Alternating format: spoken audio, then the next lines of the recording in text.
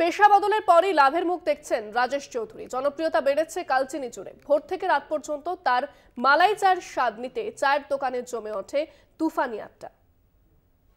চা স্পৃহ চঞ্চল চা তোকো দল চলো চলো চলো হে, টকবগ উচ্ছল কাথলি তল জল কল কল হে। চা পান ছিল রবীন্দ্রনাথের অন্যতম বিলাসিতা।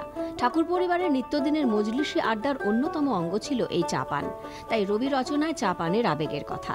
চা ভালোবাসেন না এমন লোকের সংখ্যা বোধহয় খুব কম, বিশেষ করে কনকনে শীতে হাতে গরম চায়ের কাপ নিয়ে দিনটা শুরু না হলে কি চলে। গ্রাম থেকে শহর, শহর থেকে শহরতলিতে অজস্র চায়ের দোকান চোখে পড়বে।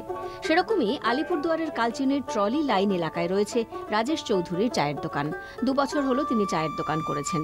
আগে অটো চালাতেন। চা বানানোর নেশা ছিল প্রথম থেকেই। অটোর ব্যবসায় লোকসান হওয়ায় পেশা বদল করে চায়ের দোকান শুরু করেন তিনি। তার দোকানের মালাই চা নাম করেছে।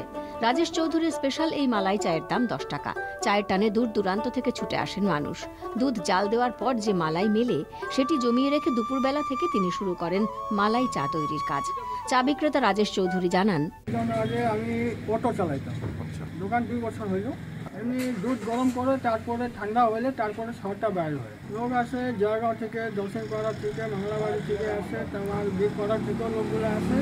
100, 150, 200, 300 কাপ হয়ে যায়। তো কমসে কম 3 মাস থেকে আসতেছি। এখানে চা অনেকটাই ভালো লাগে আমাকে। সকালবেলা যেমন বাইরে চা খেতে মানে সকালবেলা চায়ের নেশা আমরা তো বাঙালি না, চায়ের নেশা।